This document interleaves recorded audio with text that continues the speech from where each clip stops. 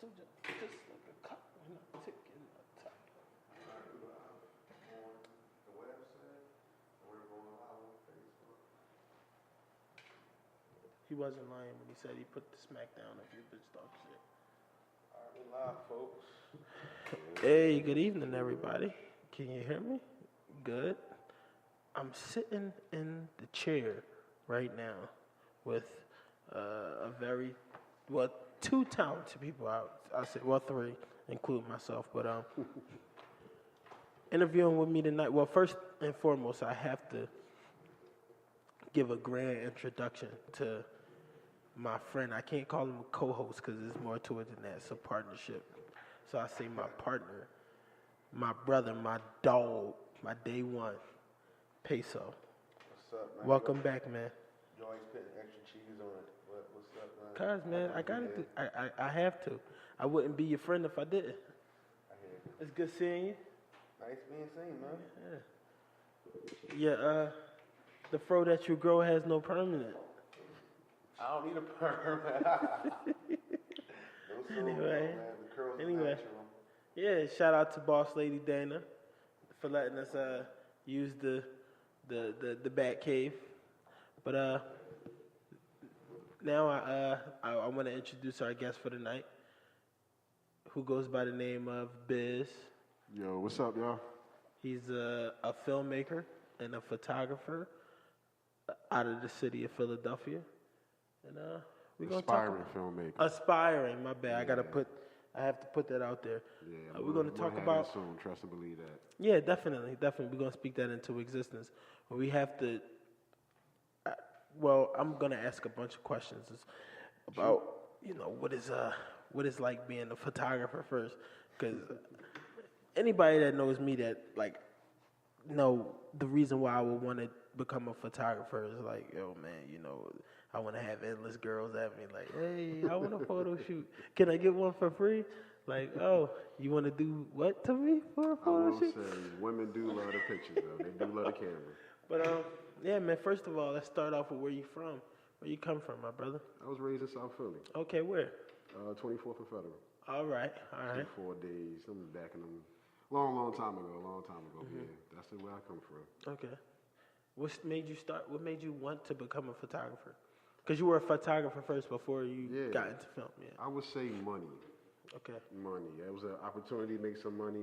One of my key people I was working with at the time, shout out to AMR, A Square Productions. Mm-hmm. He put the first camera in my hand. He basically said he had double booked that day, and he needed some extra help. And yeah, I went to the club, went to the Reef, South Street, 3rd and South, and just was taking pictures for about a good year there. Mm. It was good times. So how long ago was that?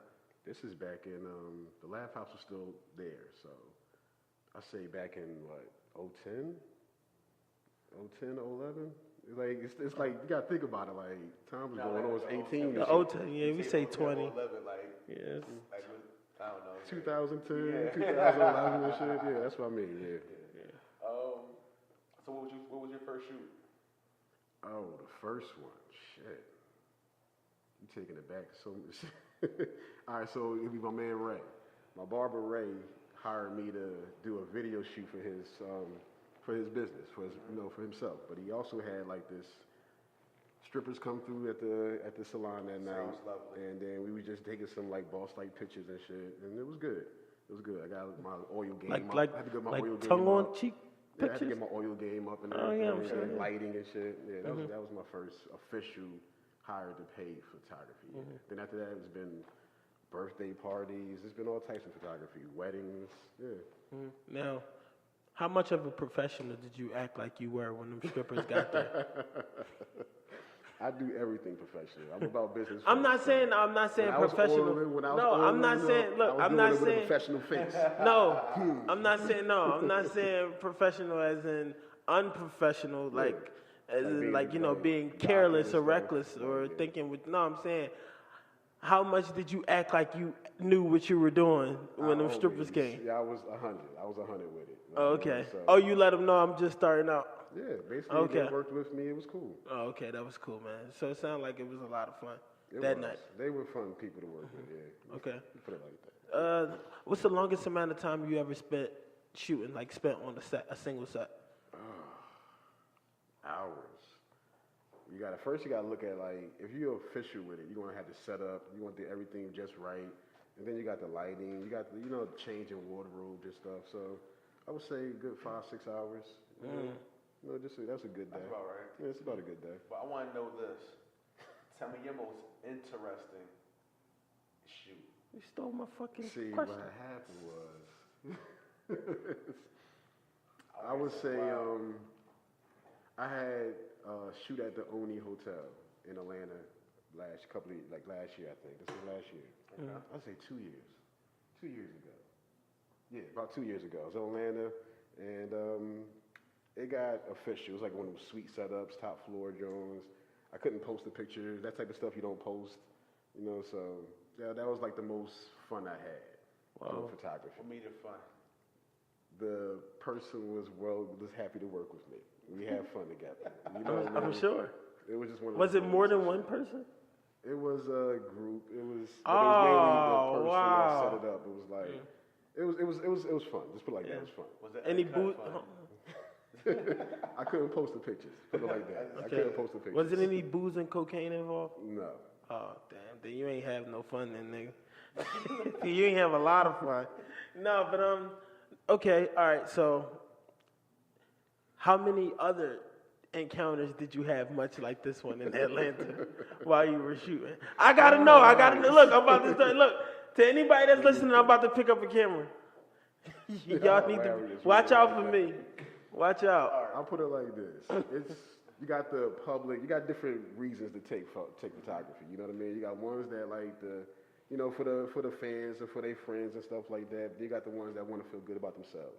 That want to just that personal stuff and just want to feel sexy. So it all depends on what they want, Okay, now give me a situation where you were shooting and you felt uncomfortable.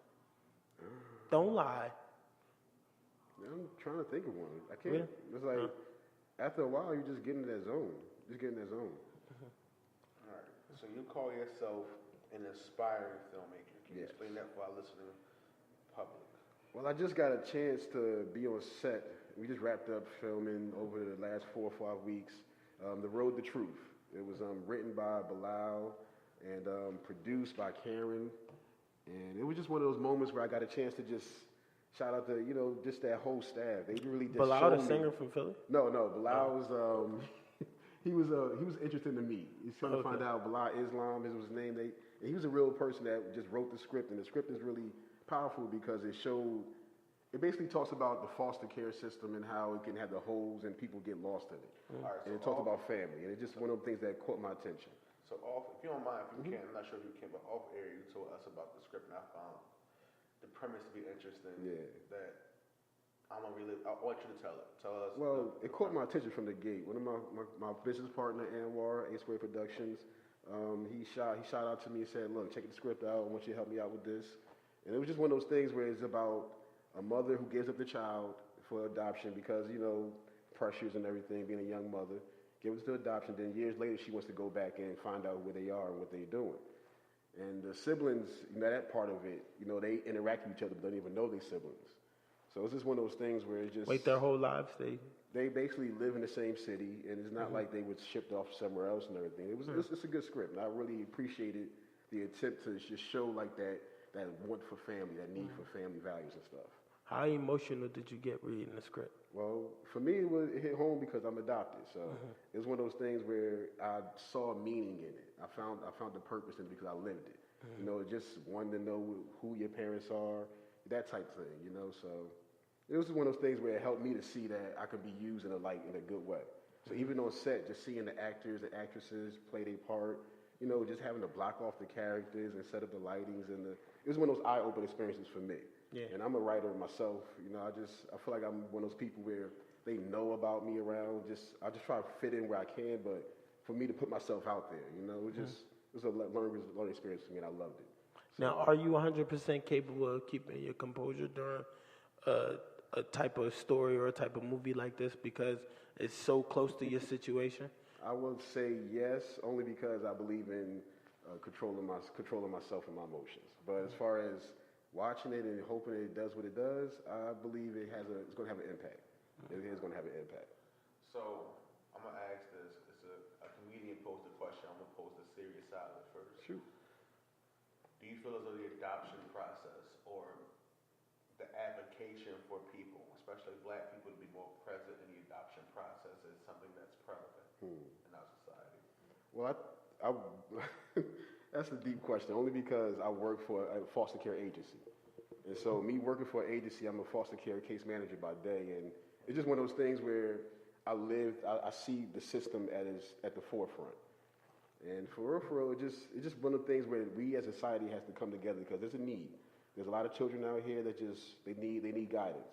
It don't always have to come from family. Now, the reason why I pose that because I'm not familiar with the foster system. Well, a little bit because I do work in for adolescents. But a comedian, Gerard Carmichael, he had made a reference to like where it comes to adopting animals or adopting pets, you see them at like grocery stores or different places with the dogs in the pen. You can go and pet them and interact with them and all that kind of stuff like that. And he went on to say, I wouldn't advocate doing that with foster kids, having like a playpen of foster kids, what have you, but at least put like foster kids in a place where you can actually find them. Like I give another point, like when you ask someone for directions, they never say, yeah, go by the foster home, make a left or whatever.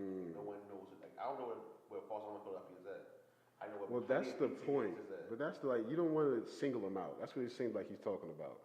And the whole idea of being a foster child is to have that child be a part of your family to the point where you don't even show a difference.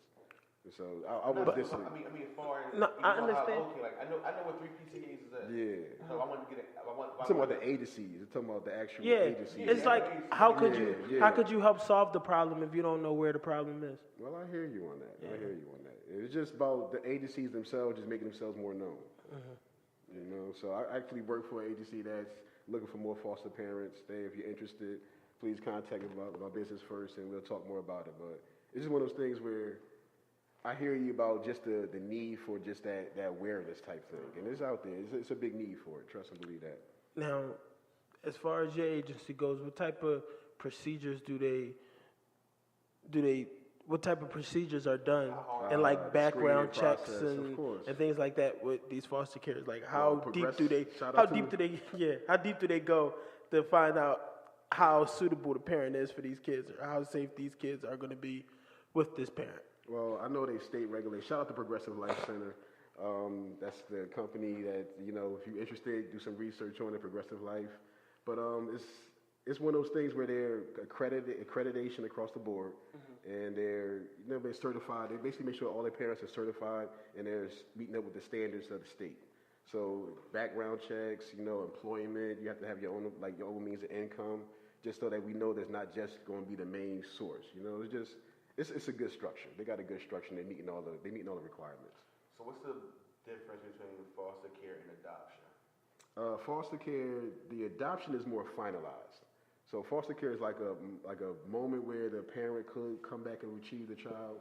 But as far as adoption, that's when the parent's rights have been gone, all the paperwork has been processed, and the foster parent is now the legal guardian of the child. So a foster home is a hotel while adoption is an apartment, basically. If that's simple, yes, I would put it like that, yes, if you want to. Yeah. That's exactly what it is, right? Same concept. Gotcha. It's for the moment, one's for the moment, or and temporarily, and the other one is a lot more long-term. Yeah. But I didn't say owning a home because that adopted child, like that's that, pretty good, they could, I'm saying though, like down the line, the birth parents could decide to get their lives together and want their child back. And they could go to custody, they could go, to court and battle it out for their child back. And in a lot of cases, the biological parents always end up winning. Well, want to do a family first thing. So, you know what I mean? If the child's parent actually got themselves together to retrieve their child, that's what you want. That's the whole point of it. Yeah. But if you can't, you want to make sure that child still get the needs met. So that's how that goes. As far as like the hotel concept, I can see it. It's like I like going to a hotel, to get away from my home, change it up. But you don't want to live there. They don't like that home feeling. Yeah, you're right on that. I feel you. Right, but well, what I just said as far as going to court and battling it out, have you ever seen that unfold? Yeah. Or heard about it? Yeah, I had to.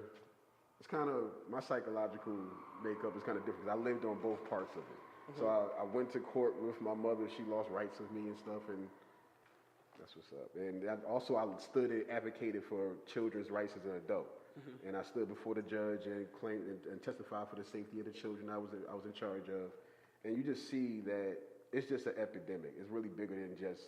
I wasn't alone in the situation I went through, and I'm doing my best to use what I have to give back. Okay. Do you feel it? Filmmaking. That's why I really want to do a film because it's the medium, the impact it has on people, and it would show a lot of what I got to get across. So yeah. Do you feel as though that it's important or it should be allowed that the adoptive parent, like once the birth parents gain custody back of the child that was once adopted, they done spent this amount of years with this family that adopted them and loved them as their own child. Do you think that it's fair and also important and should be, it should be allowed that they remain to have some type of relationship with the child? I mean, that's up to them. I believe if love is love, that don't change. So that child and that foster parent had a connection, that love, and they still want to continue to show love later on down the road. That's even better. So I don't think there's no law against that. No, it's not. But I think that it should be one, because at the same, it's a lose-lose. Is you're ripping this child from this family that loved him unconditionally, and this family is losing a child that they loved unconditionally to go back to people who, I guess you could kind of say in a sense didn't give a damn about him in the first place. That's why he ended up with me.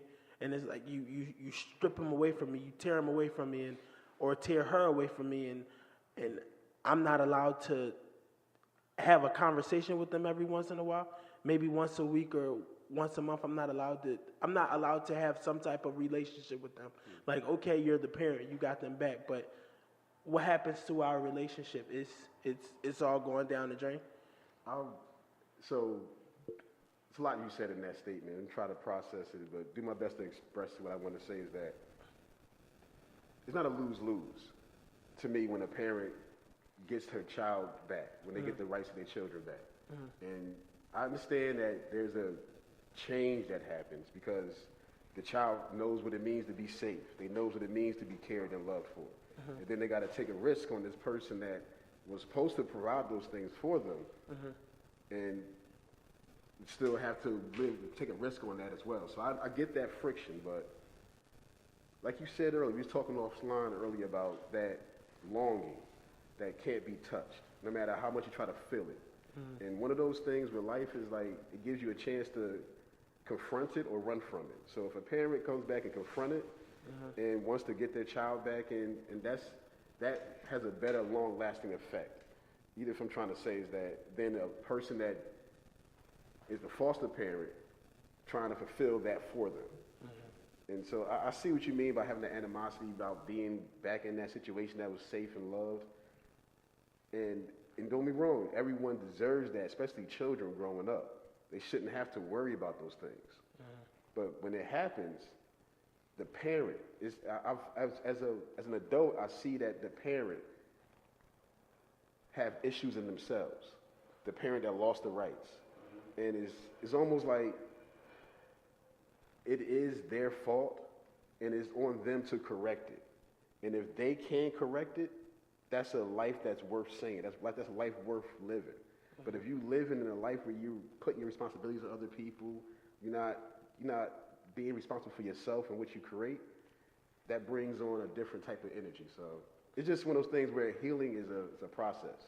And this adoption and the separation and the abandonment, those are all issues that is not just an overnight healing thing. So I just say it's not a lose-lose. I think it's a win thing when a child can go back to their actual biological family. No, I agree with you, but in most cases. Yeah, I agree, but this is what I had to say about it.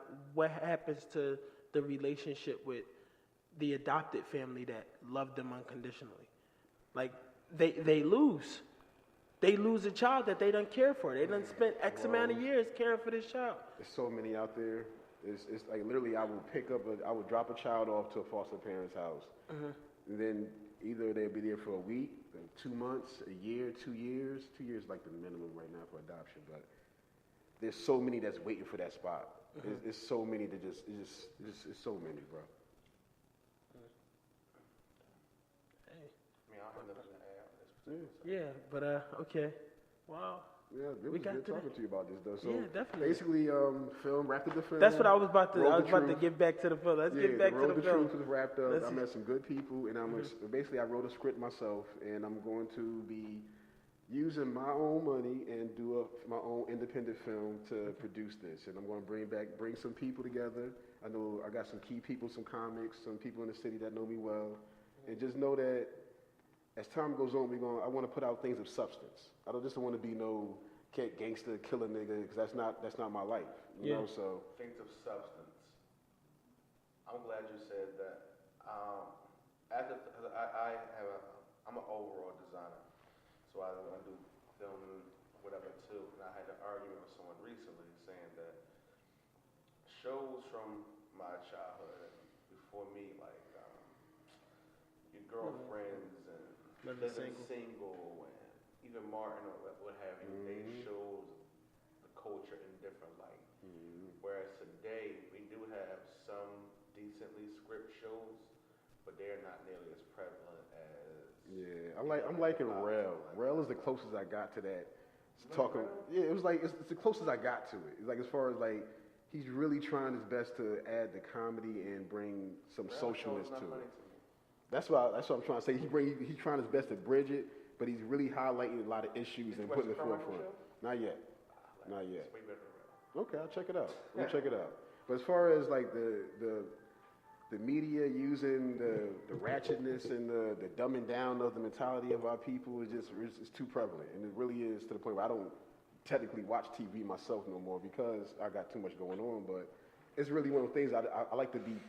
I like to be challenged. I like to be, thought provoking. So what kind of material do you want to do? I got this one concept, and I'm going to reveal it within the next couple of months. It's just one of those things where I want it to be something where you watch it, you're impacted by it, and you're entertained by it, but you still come away from that's what made me think for a minute. That's what I'm going for when I write my script. When I add my little twist to this film thing we call that's going on. How long does the process take for you to write? Writing. I've studied the script writing years ago, and I actually took 2 years to write one script. So for me, it's a lot easier because I put the work and the research into it. As far as this filmmaking process, the meeting with people, the getting the shooting scripts and the schedules for the placement is, I can write the script all day. It's just I'm getting into the actual full process, the complete process, and I'm looking forward to the completion of. Has there ever came I'm bad. I didn't mean the name of the movie is going to be Weirdo. Put it like that. Weirdo. Yeah. Okay. Weirdo? That's cool. Yeah. I like that. Has there ever came a time or a situation that made you decide, that made you come really close to quitting, where you say, man, fuck this, I'm not doing this anymore? Every time I get a bill, it's like you can easily. Just all this time I'm putting into this the money is just. That's a second job. I'm in school getting my master's. I'm working full time. I'm really putting my best foot forward with life. You know what I mean? Not just laying around being lazy with it. And so when I look at the time and energy I put into things, I'm hoping for the reward. And for me, the reward is not going to be not really monetary. It's going to just be I'm looking for that seed, that planting seed type thing, that sparking the next person. All right. People don't understand the cliche of starving artists. And most artists are starving because being creative is very expensive. Yes, it is. It's very expensive. And if you love it, you want to end up spending all your money on doing that. With that being said, the investment that's required to do a quality project, and coupled with us living in a social media age, do you think it can be profitable or beyond reward, meaning profitable? Do you think it can be profitable in this age doing complex or thought-provoking material? Profitable? I would hope so. I wouldn't be putting myself into something I don't see like a profitable, like a monetary benefit. But my main purpose is so I can. I'm not saying I'm comfortable, but I am. You know, I got my job, I got my bills being paid, I got, you know, I could take my girl out when I want to, you know, just I could do a vacation every once in a while. I've got to work on the vacation thing. But as far as really, nothing like Malcolm X. To this day, that story, they them films over the years that made you question just the regular dumb shit, just the regular shit. That's what I'm looking for. And I'm wrong. It's like the Black Panther, one of them sparked thought provoking, and it took off. And I think that's the era we're in. We're in that era where people see so much of the dumbness, the silliness, and just the antics. But they understand that we have people that are human and live, and we're live, we're real, we ain't fake. So that's what I'm looking for. That's what I'm here to say. So yeah, I'll have this interview again in a couple of months. Maybe less than that. Yeah, that's the goal, right? Yeah, that's the goal. And so what I understand is that I have everything I need. I'm being blessed with the ability to invest, the ability to buy these cameras, the ability to have the connections I had. It's really just about bringing it all in, organizing it, and structuring everything to fulfill it. Oh, that's what I wanted to ask you. How long have you been a filmmaker and a photographer? Oh, you told me photographer 2010. You didn't say, you didn't mention filmmaker. When did you start getting I did a documentary for a homeless shelter. That's what it was a homeless shelter that did they basically, it was a women's homeless shelter that took in families, and they wanted to do a documentary for the garden that they had. So I just used the camera that the facility gave me, and I filmed them telling the story of how they became homeless and their goals for getting out of it while they was working on the garden. And it was I remember when I was watching it was like, I wasn't in it, but it meant something to me. Right. Yeah, of course you did. You filmed it. Yeah, so as far as like, that's what sparked it. That's when I realized like, I really want to do passion. this. I want to ask you, it might get you in trouble, I don't know. Have you ever done rap videos, music videos? No. Never. Nah. I kind of like, I did it in the comedy world. It's like, I've tried my hand at the management for a while, but as far as, no, I've never done a rap. Well, you're not is it because you weren't interested in doing rap? It's just not one of my first things I thought about. I'm thinking more than just, rap. That's all. Yeah. Now, I was going to ask you, if you were a creative person, how much of your integrity dies when they just want to do it on the block video with their friends instead of from the camera? Yeah, I like more angles and, scenes and stuff. Like a little story. I'll be like that story behind it. I'm that dude. Right. So I'm like the Hype Williams of the music if I did it. So anyway, that's how I feel about it. I would listen to the song and I try to find that one little angle and highlight that. So yeah. If you weren't filming, shout out to Phil Mob too. He's one of the best at it too out there too. So. Shouts out to Phil Mob. If you weren't filming or you weren't shooting, if you weren't a photographer, what would you be doing? Sleeping. Say no. If I wasn't doing these, my heart, I would be working harder at my job. That's like my other way to say that I'm helping the community. I always tried to work where I just felt type of purpose at it. So yeah, social work has been my thing for the last since I graduated. Okay, one more question for me. You said that you worked hard at this so that you could one day reap the reward. Amen. God forbid the reward never comes. Will you still work as hard? Of course, because the reward, if I don't see a reward monetarily wise, I'm okay with it.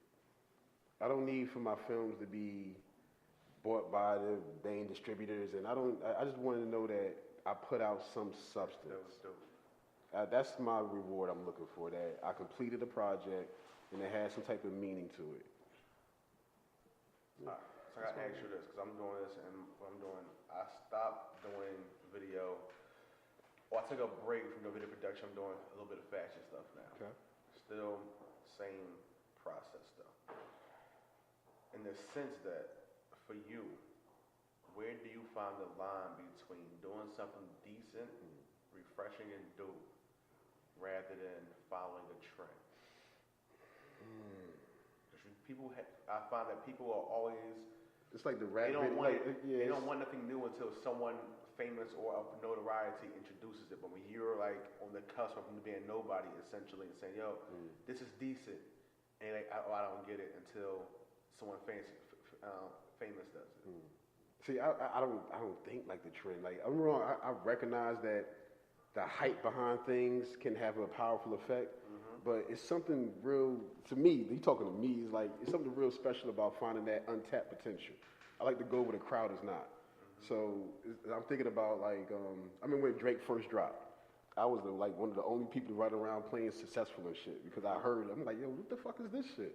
I remember that, and it's like even shout out to Breeze, Steve Breeze. She just went like a little commercial. She's really up and coming right now, and I just remember just seeing her and just seeing talent. You can't really put limits on that.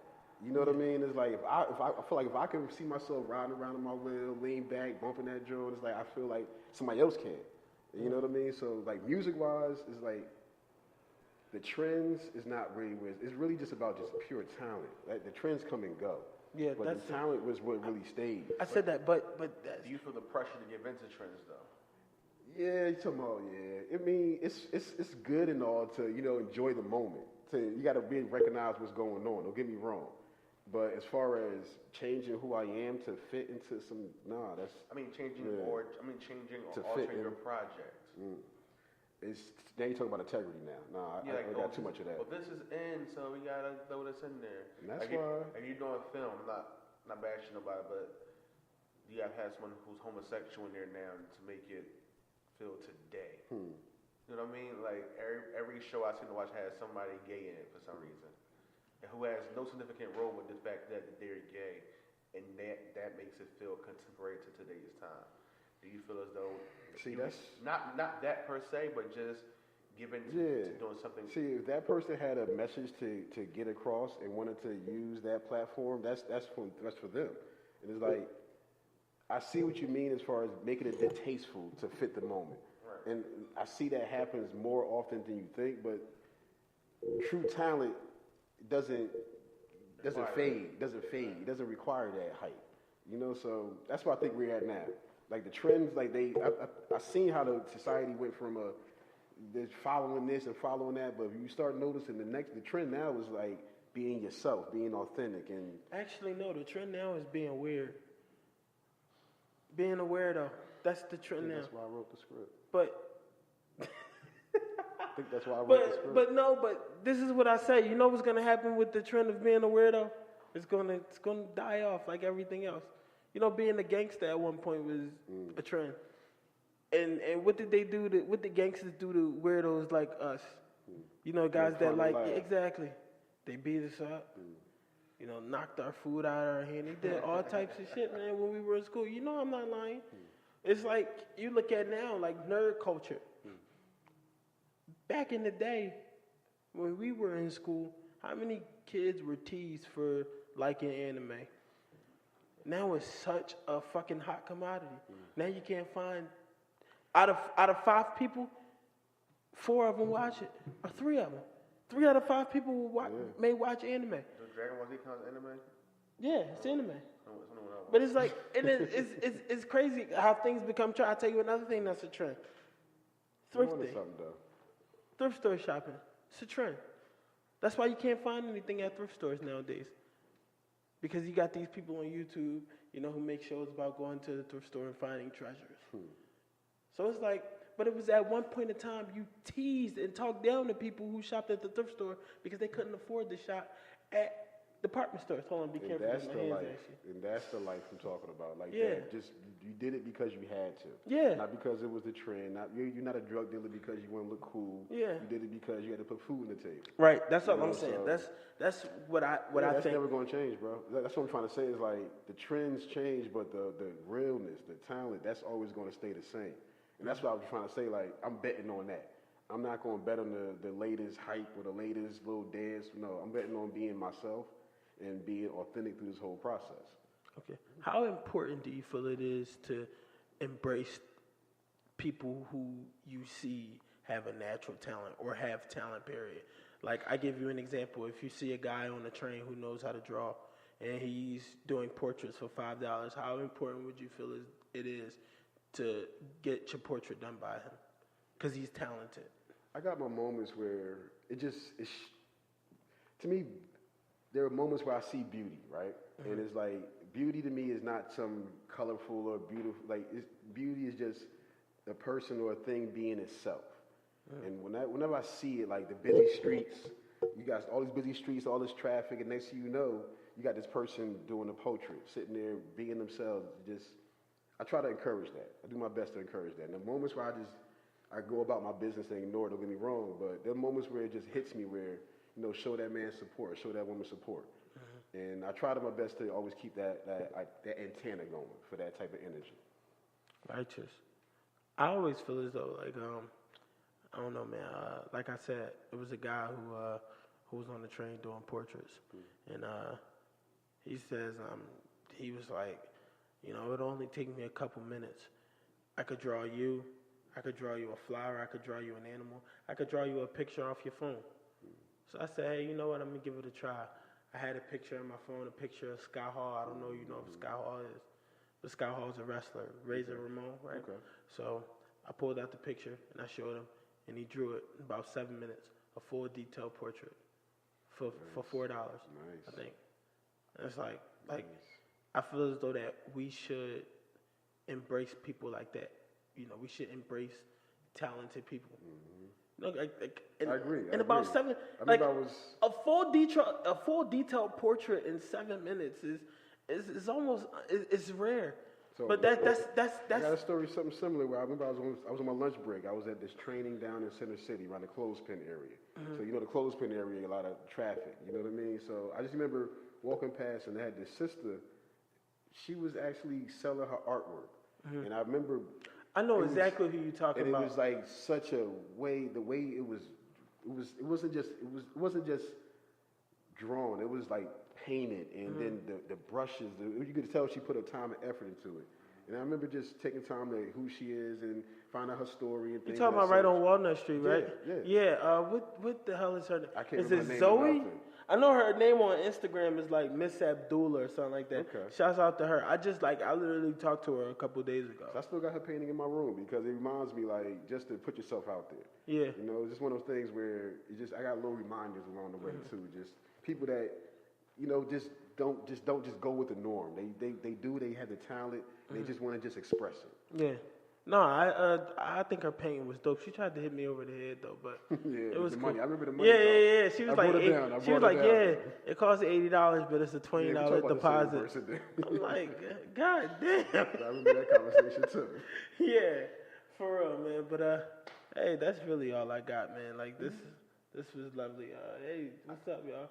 I told you, man, be careful. I got another question for you though. This is me. I don't feel as though us being young or youngish black creatives help each other enough. Meaning that we get a wave or a lane, and we on right now. We wouldn't be the only one on, so we don't reach out and I see you doing something dope. Let me also reach out and help you, or let me connect with you and do something together. It's I'm too Hollywood right now for the help or whatever the case may be. I see a lot of that in the city. It's like this jaded feeling where people got fucked over. They basically like this don't trust nobody type thing going on. And I just look at it like I got fucked over myself a few times, giving my ideas away. I've learned to, know what I'm talking about, right? Ultra creative now. Just be talking and just. I did earlier. I do that all the time. Where I take something that someone gives me, and I like, okay, what we did this in the third to it, made it like this, and then they go run off with like they was there. But I look at it like that was my fault though. Like I had to check myself for allowing myself to be used like that, to be misused. I want to be used, but I don't want to be misused. And so when I look at my steps forward, I'm using what I've learned to go forward. Now my main thing is I surround myself around authentic people. If you say you're gonna do something, do it. If you can't, you be real about what you can't do. And, you're gonna pay somebody, you pay them. And I've seen years and years of that practice. And I'm not going to change that way in the circle. So that's why we've been so successful on the comedy front. all of our shows, no violence at the shows, everybody coming back laughing and stuff. It's just from my lane. Right now we doing the Ethical Society. That's what Just Laughs. They really blew the fuck up. That's Kim Jones. Do they have like an amateur night or? Well, Just Laughs, they really got their brand popping. Now Just Words is the poetry spot, and that was like at one point a combination. Shout out to Ray Shyster. Shout out to Shyster. But yeah, I'm not either. Make a long story short, it's just I seen how a long time I thought I could, bridge the gap. I thought I could bring some type of structure, professionalism to this city, and I realized that I have to create my own lane for it and bring people in that I can trust. And because my name is out there, and right now I got a good credit. I got good whenever I go somewhere, I can owners are his and hers, and it's just one of those things where because I put myself in a place where I'm not questioned about stealing. There's nobody stealing nothing from me. I'm not stealing nothing from nobody else. A lot of people have been burnt around a lot of motherfuckers in the city, and I feel them. But that's not everybody, though. See, my thing is, we don't own ideas. Like, you don't have a license on creativity. So I'll freely give it. Just give me the acknowledgement. And there's something simple as that, but egos, but you're not gonna get and stuff like that. You're never gonna get it. It's just one of those things. I feel blessed. I ain't gonna lie. Like I really be in my own little lane. I got a good support system. I got good brothers, a good family, and it's just I'm looking forward to creating some type of awareness about some things through film. That's my main goal. How important has it been for you in your process, like? How has it been learning not to take things so personal? Like I give you an example of you having to shoot. Are you still getting better with things? Mm-hmm. Okay, so like you having to shoot and you cancel all of your plans that you had to do your shoot, and then the person decides not to show up. You see, that don't happen. That if it does, that person won't work with me again. I haven't had that yet. I'm not looking forward to it. Even if they can't show up, they will call. They will, just it's a way you go about it. That's why I chose the word business first. Is because I realize a lot of people, they just think they can just half-ass it and just, bullshit people. That's not professional. That's not going to get you really but so far. Yeah. So I wouldn't even, in that scenario, somebody not showing up and at least call. Like, no, like, call me, dog. Like, what's wrong with that? No, in our profession, it happens. It happens a lot. Trust me, I know stories. I've seen stories. And it's just people saying they're going to do stuff they don't. They have things that they don't have. I'm not, that's that lane over there. That's that lane over there. Ask you this. What's your feeling towards people who see what you can do and go, oh, I can do that. I'm going to do that now. That's more power to them. I want them to try. Like, if I can inspire somebody, I'm barely inspiring my damn self. I got to look for somebody else to inspire me and shit. So it's like, if I can inspire somebody and shit, do what you got to do. You don't find it insulting? Nah, not that. I'm past that. I'm past that. Like, I don't look for acknowledgement. Like, I see how I need to do that more. I was just talking to my friend about that earlier. I got to start getting into my go to war bag, get in my bag where I can. Not acknowledgement. I've been doing this since high school, so I graduated high school in 2004. The time it takes to edit, not just edit accurately. Not just edit accurately. Then you go in and edit text, ratios, color correcting, all of that. Hours. But people who see you just with a camera and say, "Oh, I can do that," it's like, no, you can't just do this. Like, let them not try. like me. I see I'm like, let them try. Like, that's what's up. You can do that. That's what's up. Let me show you how you can do it. Maybe you can do that like that. Go ahead and try. I don't got the energy to think the other way that you talk. I know exactly what you're saying. I don't got the energy to think that way. It pisses me off. I can tell. It pisses me off. I'm like, you don't like, or someone asks me to do a favor. Oh, can you edit something for me and give it to me in 2 days? It's like, hold on. It takes more than 2 days to do what we do previously. But you can't just put the clips together. So no, I did more than just put some clips together. Like, there takes time. I may have to render the whole project. Not like it, and start over from scratch. That shit is so fucking mindful. Or what I do all the time. What I do all the time. I'll get halfway through an edit, be almost done, and then I have an idea of how this scene would be dope so much better if I do it this way. But then there's a fit my whole composition, so I can start all over from the beginning from one idea. And people think you can do that in a day. See, there's a difference between somebody paying you to do that and a favor. Right. Favor, that's you get it when when you pay. If you pay me that money, you're gonna get what you asked for within that time period. I'm not gonna agree to nothing I can't do. But if you're gonna pay me to do something I can do, you're gonna get that. You're gonna get what you want in 2 days. How good are you with accepting criticism? I let it roll off of me, unless it comes from love. Unless it comes from love. I've learned to let love in a little. My girl still gets on my nerves sometimes, but she makes some good points. And other than that, if you ain't coming from a place of love, trying to see me a better person, I ain't hearing that shit. So how frustrating is that for you to do something and you feel like it's dope? I just nailed this shit. People like, I don't get it. Yeah, it happens a lot. I'm like, it happens a lot with me too. I ain't gonna lie, because I just see things a lot different than a lot of people. Yes. Let's put it like that. Creators always do. I see things a lot different than other people. So the ones that do get it, I'm like, yeah, you don't get it yet. You get it. Let me ask you this. I don't know a creative who's not. Are you a Kanye West fan? No, I was. No. Until this recent loss of his mind. I was. Can't move his face. I did. Every time I hear his verse now, it's like I got to Pandora once in a while on my joint. I like Spotify, but I do Pandora every once in a while for the throwbacks.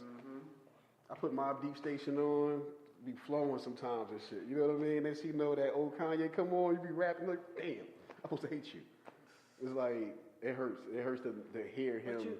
But what if he's doing everything that he's doing for publicity and to help sell his album? That's for him. That's what's up. I can't buy it no more. This is what I say to people, man. Kanye's a fucking rapper. That's what's up. That's why you should not let his political views get in the way of. That's what happened though. That's what's happening. Like I know he's a lyricist. I still to the day hear some of the stuff he wrote. I'm all like, damn, that was good. Damn, Kanye, what the fuck? So my whole thing is the main reason why I don't respect him no more is because I don't feel like you have to go to someone like that for anything. You shouldn't even have to. It's like, why are you even going there to do that?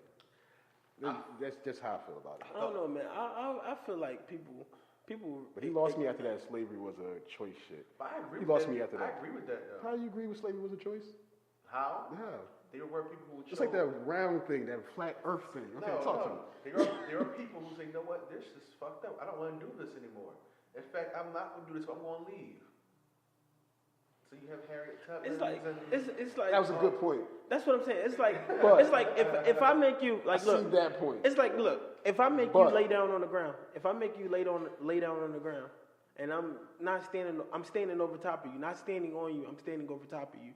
Do you have the choice to get up? Even if you fear for what would happen if you did get up, could you still make the choice to get up? I'm mad. I'm talking about this motherfucker. Okay, so. All right, cool. So we're going to really talk about it. Because to me... You made a good point. I want to touch on that real quick. Right. And I would say it was not a choice because the idea of what slavery is, the forced institutionalized. So these people were forced. They were saying no. Then they said, get the fuck back in there. They were trying to get away. And this is on a massive level. And then you got years and years on top of that shit. So I would say jokingly of it, the choice of not staying, but the realization of the impact in the society at that moment, that wasn't a fucking choice. No, it became a lot more psychological. But eventually it did. Yeah. Because they could take it's like training a dog. Like you take off the restraints of eventually where you don't need a leash after a while. That's what I'm saying. Because the dog comes to your command off the back. That's what the idea of the slavery thing over time. I can't think that because animals like that want to be domesticated. You had a lion. There's no amount of a lion knows I'm a fucking lion. I don't belong in this shit. I'm like the lady who had a pet monkey and had a jaguar in her house. The jaguar eventually went jaguar. Like, hold on, I don't belong here. I'm a fucking jaguar. Something inside of me is saying fuck shit up.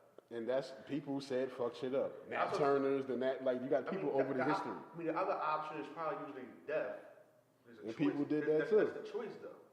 So you can choose. Going to fit, and I don't mean to say it begrudgingly or lightheartedly. You can choose to go out to the field and pick cotton, or you can choose to hang from a tree. There is a choice, though. Survival, man. If that was the case, if everybody thought like that, there wouldn't be no us right now. It wouldn't be like strength. You gotta take like the people that the wave in the water type thing and shit. Because it's forward deep. to 2018, It's deep what we talking about. So forward to 2018, a social media version of that, as a straight heterosexual man, if somebody got a gun to your head, do some gay shit, or take this bullet. I'm taking the bullet. Got a choice. I'm taking the bullet. It's a choice. That's, it's not. I had a gun to my head. I didn't have no choice. I had a gun to my head and I didn't want to die, so I sucked his dick. I'm not being funny. I'm being serious. Like I'm not sucking nobody's dick. I'm not sucking no man's dick. Nah, you got a gun to me. Fuck it. I'm gonna die. Oh, there's another choice. I take the gun though. But listen. But hold on though. Look, this is what I'm choice, saying. too. This is the reason why. This is the reason why I won't. If they come to me with a gun, telling me, "Hey man, suck my dick, or I'm gonna blow your brains out." It's because now, what if I suck this guy's dick and they kill me anyway? You can't trust them, huh? That's what I'm like. No, fuck I didn't no. even think about that No, I'm being serious, and that's the reason why I have the mentality that I have. That's why I say if I ever get robbed at gunpoint, I'm not giving up anything. Because what if I give it up and you kill me any fucking way? It's like you could have just took it in blood. Well, I got robbed at gunpoint and I gave him my money. And one of those things where I was fucking pissed. And I don't put myself in that situation ever again to, put myself so naked. You know what I mean? So it's one of those things where you live and learn. That's why I say there's another choice in that. You take the gun. And I think that's what's happening now. People are starting to realize, like, I don't like these choices. I got to think of a third choice. So, no, I think a lot more people are giving in to it's a more the conscious foolishness. movement. It's a more conscious movement. No, it's a trend. No, it was a trend. For a little while, being conscious was a trend. Black Panther? It was no, up until that movie came out. You think that was like the peak? Yeah, no, but it was before. I'm talking like 2014. I'm talking like 2014. People started becoming conscious, but it became a trend. But now it's like nobody's really interested in that shit anymore. Now it's like saying interest in yourself. It's like, but it's the truth. That's the trend thing. But it's the truth. That's what I'm glad we talk about this because hold up for 1 second because even though it may have been a dying trend, the reality is that it's still there. Yeah. It's still real. Mm-hmm. And that's the part I like because even with the concept of it may be in right now, I was still this no matter what, and it's because I needed to. Right. But think about how many black dudes you know or have known throughout your life that would fucking power drive, smash a white girl. Now we'll look at her and go, nah, I'm not dating nobody that's outside my race. I can't think of none. It's like no. There we go. It's like no. I'm being serious. I'm being serious. We all got we a lot of us at one point went strictly after white girls or Spanish women. I said at one point.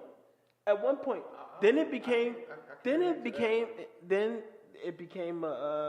like somewhat of I can say like it became a trend to become more conscious, and it's like now I'm gonna date, since Umar Johnson. See, I was with you up until then because let's say 2012 I discovered Umar. Yeah. And I was Umar'd out for like 3 years. And then you had the interview for he was angry about it though. I'm listening. No. Yeah, I'm with you though. He's a prevalent from the beginning. He's been himself the whole way through, and that's when go ahead. Yeah. No. I'm saying me. When I found him, I was like enthralled. He's like my Jesus almost. He's like opened my eyes to so many different things and changed how I thought, even until now. And then a couple of years ago, your interview fell out. Then I found out the stuff with the stripper and all that. So then I had been feeling he was feeling himself too much a little bit, and I don't have a problem with people being arrogant. I don't, because I'm an arrogant person at times. I felt like he was taking it a little bit too far, and I kind of fell out. But with that, a lot of my consciousness kind of lacked as well, honestly. Yeah. I respect Dr. Umar Johnson, honestly. I respect anybody that has that search for knowledge. So I look at it like, all right, so I started off in the nigga mentality. How much time we got? No, I'm just 7:30. Okay.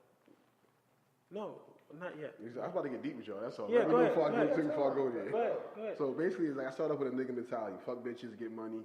You know what I mean? Live your life, die by the gun, all that shit. Mm-hmm. It was only until I came across some understanding of myself that I was lost, and I had to find myself through my knowledge, my search. Mm-hmm. So I've studied Quran, I've studied the Bible, I've studied Egyptianology. I've studied Buddha, the way of the Buddha, karate, Tai Chi, and I do this for my own self, not because someone else told me to do it, because I found the peace in it myself. And so I see how people come with these sparks of enlightened thoughts, but it fades off because situations change. Right. And it just lets you know, like, they're not really, it's the process of enlightenment is a long life thing. And you just can't just let it be by the conditions of society or this, that, or this. It's like a self thing. And I think a lot of people are trying to search and be themselves while trying to bring others in to follow them. And I never want nobody to follow me on that tip. You know what I mean? So I don't, no, because you got to find your own way through, you know? I hear you with that. But as far as the conscious movement thing? I hear you with that, but here, I also say this, though. Being conscious takes effort. That's what I mean. It takes a lot of effort. And then life happens. And then, man, fuck it. You got to apply your knowledge. That's when you become either wise or you become foolish. If you don't apply the knowledge that you learned, to be patient when you want to be angry, to be irrational, to be rational when you want to be irrational. I'm talking just being tired in your spirit. And then you got to rejuvenate. You got to re-energize. It's the polarities and energies and vibrations, and it's the laws of nature type thing for us. And even that takes energy. Yeah. A lot of time. Like my girl, she wonders why I cut the TV off. I sit and I meditate a lot more lately because I'm getting closer to my desires of being fulfilled. Mm-hmm. And as I'm getting closer to that level, I don't want to get in my own way. I don't want to resort back to my old way of thinking. I don't want to mess it up, basically. So let me ask you this. So I'm applying what I know. It's a silly question, but still a real question. As you get closer to your goals or whatnot, because I recently had some issues, holes seem to find you. That's my life, though. Yeah. Once you get in a relationship or once you start making they killed Jesus. But not even that. That's my motto. They killed Jesus. But not even like once your relationship, you're happy and you're cool, you've been content, and holes don't bother you, whatever. But then as soon as you start doing whatever, it's like an abundance of holes. Yeah. They just gravitate to you. And the girl who you would fuck, but it's right up in your face. She in your face. Like, I would fuck, I got a girl. I would, but I got a girl. But now she's all of a sudden interested in you and all that kind of shit. I'm just a different breed. I get what I would. If I would have, I would have. It's like I'm at a different place in my life. And I'm wrong. I was at one point. You get what's offered to you. You get what's offered to you when it's offered to you. No. If I'm like, I don't got that type of girl that I didn't get when I wasn't. I'm not that. I'm not that. You know what I mean? Not that. But if you were single, no, there's a lot of females that come at me. I ain't gonna lie. Like, and to this day, because there's not a lot of real men out there. There ain't a lot of real people out there. So you come across a real man, they be like, ooh, wow. And I'll be like, all right, cool, I got a girl. And then they be like, I don't give a fuck. But anyway, it's like, and it's like, I got to really check myself. And that's why I boil down to my spirituality and my consciousness. I try to keep my desires in a circle. And I try to do my best to govern my own self in no matter what situation I'm in. So my closest friends will know when I get a little too drunk, I'm quick to, make sure I check myself. You know what I mean? So I gotta look out. I know how shit get when you lose focus. And that's how I always am. Like, I can't afford to fucking slip. I just can't no more. All right. Well, listen, man, this interview has been phenomenal, man. I look forward to working with you again, to having you up here again. And just us, making the world a better place, if you will. To everybody that listened, thank you. Thanks for being with us tonight. Good night. God bless. That was a good one. That was a good one. I never talking, getting all deep with me on camera. Yeah, I got to. I wouldn't be me if I didn't.